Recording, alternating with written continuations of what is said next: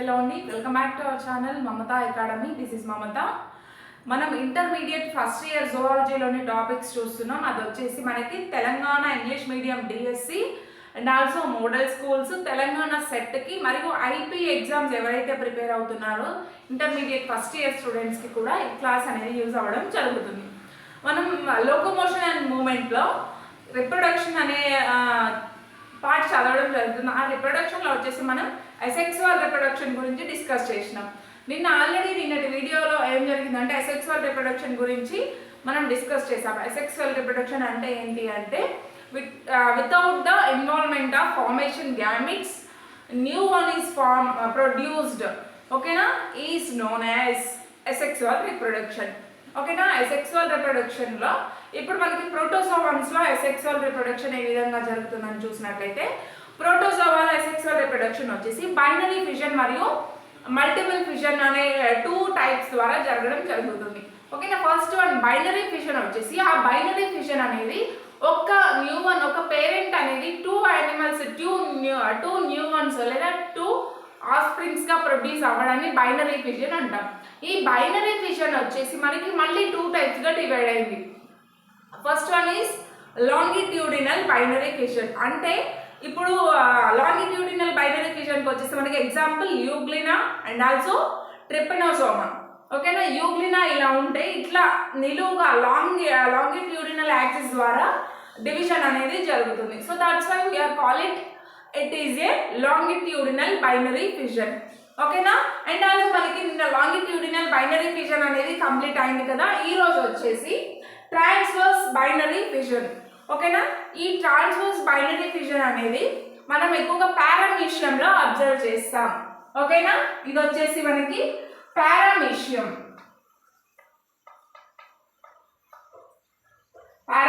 అన్నమాట. ఈ పారామీషియంలో వచ్చేసి పార్ట్స్ ఏంటంటే 2 కాంట్రాక్టైల్ వాక్యూల్స్ అనేవి ఉంటాయి. ఓకేనా. కాంట్రాక్టైల్ వాక్యూల్స్ మీన్స్ సంకోచ రిక్తికలు అంటాం కదా. 2 కాంట్రాక్టైల్ వాక్యూల్స్ అనేవి ఉంటాయన్నమాట. ఓకేనా. Anterior contractile vacuole and posterior contractile vacuole. పైన ఉండేదాన్ని యాంటీరియర్ కాంట్రాక్టైల్ వాక్యూల్ అంటే, ఇక్కడ ఉన్నదాన్ని పోస్టీరియర్ కాంట్రాక్టైల్ వాక్యూల్ అని పిలుస్తాం. ఓకేనా. ఒక్కొక్క పార్ట్ చూద్దాం మనం.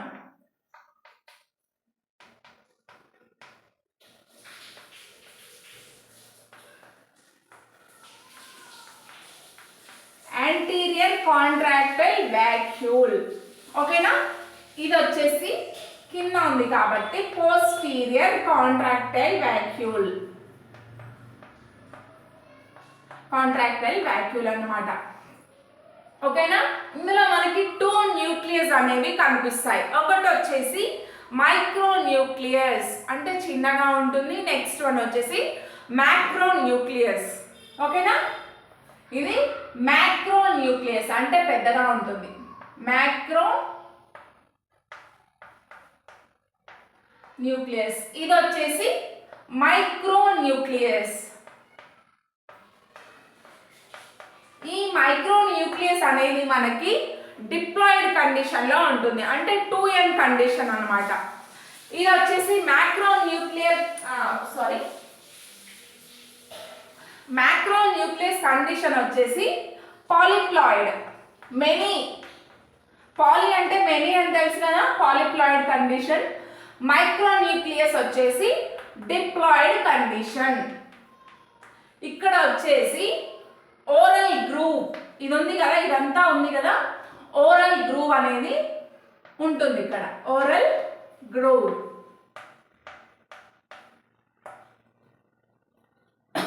ఇదంతా మనకి సైటోప్లాజం. ఓకేనా.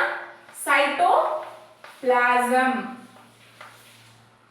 ఇది వచ్చేసి సైటోఫారింక్స్, కణగ్రసని అంటాం. మీకు ఆల్రెడీ తెలిసే ఉంటుంది సైటోఫారింక్స్, సైటోప్లాజం, కాంట్రాక్టైల్ వాక్యూల్ అంటే ఏంటి, ఇవన్నీ తెలుగులో మీనింగ్స్ తెలిసే ఉంటాయి. ఎందుకంటే ఇవన్నీ కూడా మనం యూగ్లినాలో డిస్కస్ చేసి ఉన్నాం కాబట్టి.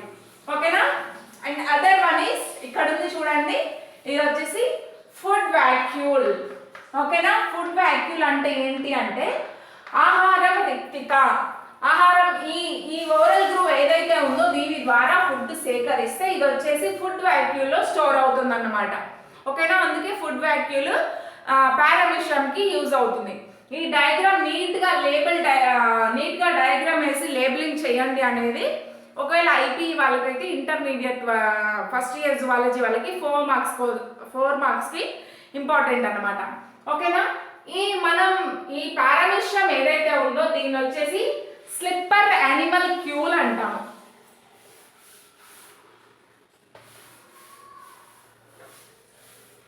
ఈ పారామిషియంని స్లిప్పర్ యానిమల్ క్యూల్.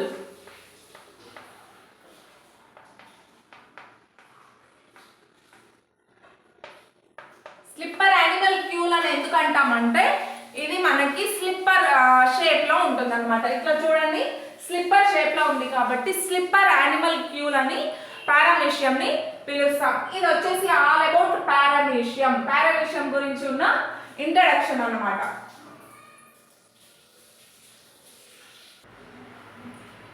ఈ బైనరీ ఫిజన్ అనేది ఫేవరబుల్ కండిషన్స్ లో జరుగుతుంది.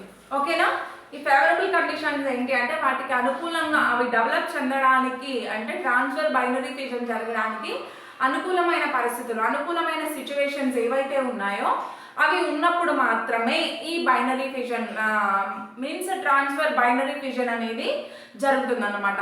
ఓకేనా, నెక్స్ట్ వచ్చేసి ఇది ఫుడ్ అనేది స్టాప్ చేస్తుంది. ఒక మ్యాక్సిమం గ్రోత్కి రీచ్ అయిన తరువాత ఇంటేక్ ఆఫ్ ఫుడ్ అనేది స్టాప్ చేస్తుంది పారామిషియం. ఓకేనా, దీనిలో వచ్చేసి మనకి మైక్రో న్యూక్లియస్ ఉంది కదా, micro nucleus divides by mitosis.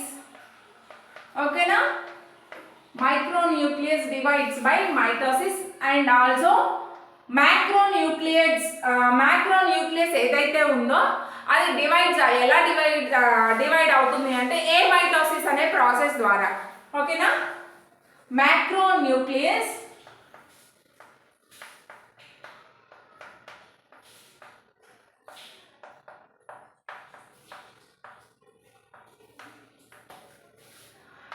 Mitosis ద్వారా 2 డాటర్ ఇండివిజువల్స్ గా అంటే 2 న్యూక్లియస్ అనేవి ఫామ్ అవుతాయి అన్నమాట.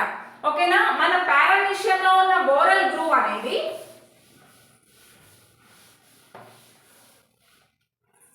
ఇప్పుడు డివిజన్ ఎలా జరుగుతుందో త్రూ ద డయాగ్రామ్ మీకు చూపిస్తాను.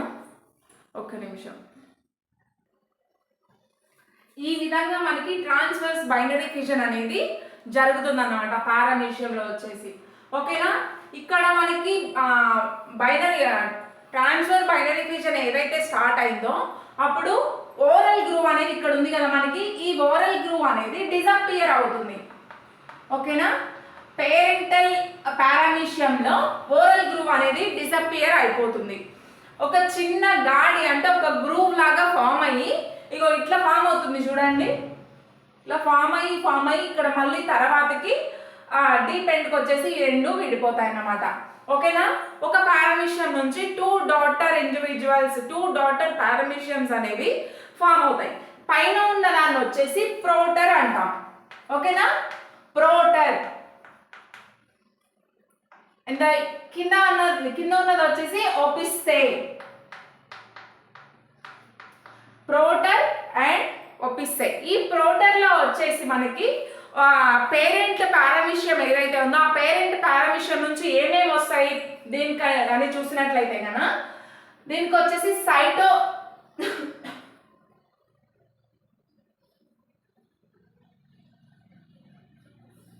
సైటోఫారింక్స్. ఓకేనా, సైటోఫారింక్స్, సైటోజోమ్. అండ్ ఇది పైన ఉంది కాబట్టి పైన మనకి ఏముంటుంది, ఇక్కడ యాంటీరియర్ కాంట్రాక్టైల్ వాక్యూల్ ఉంది కదా, ఈ పైన ఉన్న యాంటీరియర్ కాంట్రాక్టైల్ వాక్యూల్ పేరెంట్ పారామిషియంలో ఉన్న యాంటీరియర్ కాంట్రాక్టైల్ వాక్యూల్ ఏదైతే ఉందో ఈ ప్రోటర్ లోకి వస్తుంది అన్నమాట. ఓకేనా, ఇది పేరెంట్ పారామిషియం నుంచి యాంటీరియర్ కాంట్రాక్టైల్ వాక్యూల్ ని కూడా పొందుతుంది. అండ్ ఆల్సో మనకి ఓరల్ గ్రూవ్ అనేది డిసపియర్ అయిపోయింది కదా, ఆ డిసపియర్ అయిపోయిన ఓరల్ గ్రూవ్ మళ్ళా పిల్ల పారామీషియంలో, బేబీ పారామీషియంలో కొత్తగా ఫామ్ చేసుకుంటాయి అన్నమాట. ఓకేనా, ఇట్ ఈస్ ఆల్ అబౌట్ ప్రోటర్. ఇప్పుడు ఒపిస్సే గురించి కనుక చూసుకున్నట్లయితే, ఒపిస్సే అంటే మనకి తల్లి పారామీషియంలో అంటే పేరెంట్ పారామీషియంలో కింద భాగం నుంచి ఈ ఒపిస్సే అనేది ఫామ్ అవుతుంది. అంటే కింద భాగం నుంచి ఒపిస్సే ఫామ్ అవుతుంది కాబట్టి దీనికి పేరెంట్ నుంచి ఏం రావచ్చు, ఏం వచ్చే ఛాన్స్ ఉంది అంటే పోస్టీరియర్ కాంట్రాక్టైల్ వాక్యూల్ అనేది ఈ బేబీ పారామీషియంకి ఒపిస్సే అనే దానికి వస్తుంది అనమాట. ఓకేనా, పోస్టీరియర్ కాంట్రాక్టైల్ వాక్యూల్ అనేది వస్తుంది. ఇందులో వచ్చేసి మనకి సైటోజోమ్ మరియు సైటోఫారెన్స్ అనేది కొత్తగా ఫామ్ చేసుకోవాలన్నమాట. ఓకేనా, ఈ ఒపిస్సే అనేది సైటోఫారెన్స్, సైటోజోమ్ అనేది కొత్తగా ఫామ్ చేసుకోవాలి. ఇది పేరెంట్ పారామీషియం నుంచి రాదు. ఓకేనా, ఈ విధంగా మనకి ట్రాన్స్వర్స్ బైనరీ ఫిజన్ అనేది జరుగుతుంది.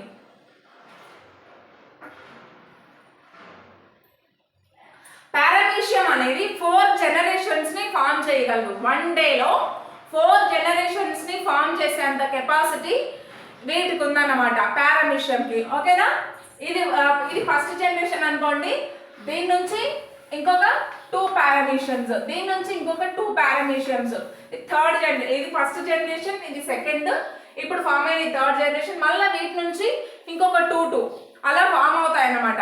ఓకేనా, అలా 1 డేలో 4 జనరేషన్స్ ని ఫామ్ చేసే క్యాపబుల్ లేదా కెపాసిటీ అనేది పారామీషియంకి ఉందన్నమాట. ఓకేనా, ఈ మనకి ట్రాన్స్వర్స్ బైనరీ ఫిజన్ అనేది కంప్లీట్ అవ్వడానికి ఓన్లీ 2 అవర్స్ టైం మాత్రమే తీసుకుంటుంది.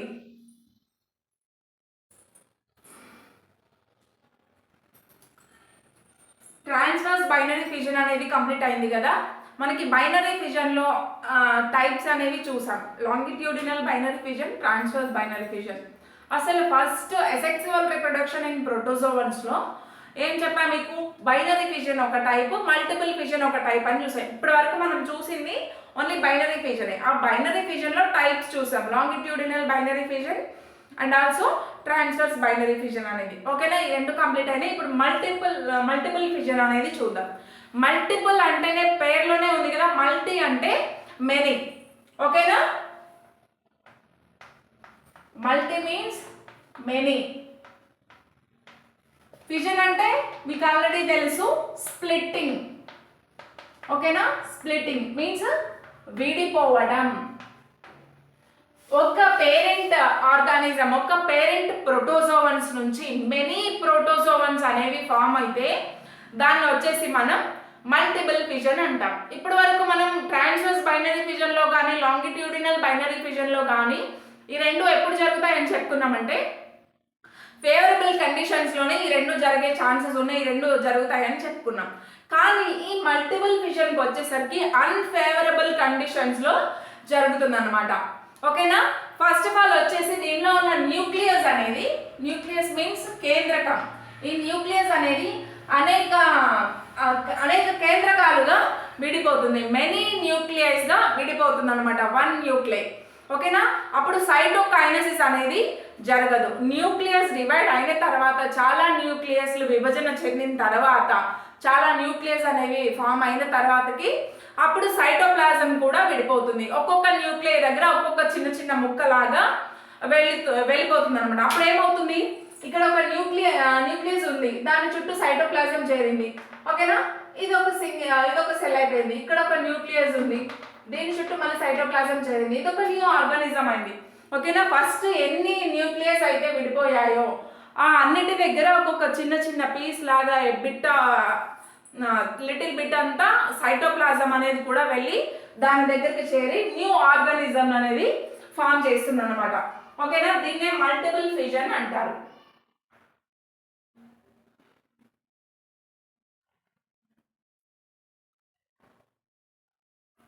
ప్రోటోజోవన్స్ లో డిఫరెంట్ టైప్ ఆఫ్ మల్టిపుల్ ఫిజన్స్ అనేవి జరుగుతాయి. ప్రోటోజోవన్స్ లో జరిగే మల్టిపుల్ ఫిజన్స్ ఏమున్నాయంటే షైజో కానీ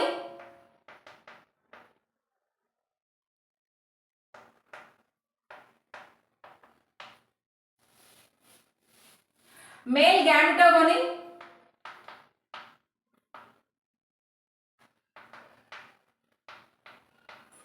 ఓకేనా. And the next one is sporogony in paramecium,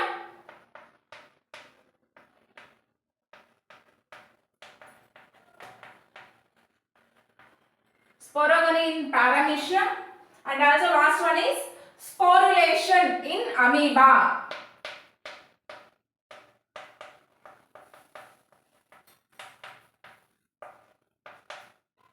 Sporulation in amoeba అనేది మనం చూస్తూ ఉండొచ్చు, ఓకేనా. మల్టిపుల్ మీన్స్ మెనీ ఒక సింగిల్ పేరెంట్ నుంచి మెనీ డాటర్ ఇండివిజువల్స్ అనేవి ఫామ్ అయితే దాన్నే మల్టిపుల్ ఫిజన్ అంటాం. ఫస్ట్ న్యూక్లియస్ అనేది డివైడ్ అవుతుంది మెనీ న్యూక్లియస్గా, అప్పుడు సైటోకైనసిస్ అనేది జరగదు. న్యూక్లియస్ డివైడ్ అయిన తర్వాతకి సైటోప్లాజం అనేది ఒక్కొక్క న్యూక్లియస్ దగ్గరికి ఒక్కొక్క కొంచెం కొద్ది మొత్తంలో అంటే లిటిల్ బిట్ సైటోప్లాజం అనేది వెళ్ళి న్యూ డాటర్ సెల్గా ఫామ్ అవ్వడం జరుగుతుంది, ఓకేనా. ఈ ప్రోటోజోవన్స్లో మల్టిపుల్ ఫిజన్ ఏ విధంగా జరుగుతుందంటే షైజోగోనీ కానీ male gametogony, sporulation in amoeba, sporogony in paramecium, ఓకేనా. ఇవన్నీ కూడా మల్టిపుల్ ఫిజన్కి ఎగ్జాంపుల్స్ అనమాట. ఇక్కడ వరకు మనకి అసెక్సువల్ రిప్రొడక్షన్ ఇన్ ప్రోటోజోవన్స్ అనే టాపిక్ కంప్లీట్ అయింది. నెక్స్ట్ వీడియోలో సెక్సువల్ రిప్రొడక్షన్ ఇన్ ప్రోటోజోవన్స్ అనే టాపిక్ చూద్దాం.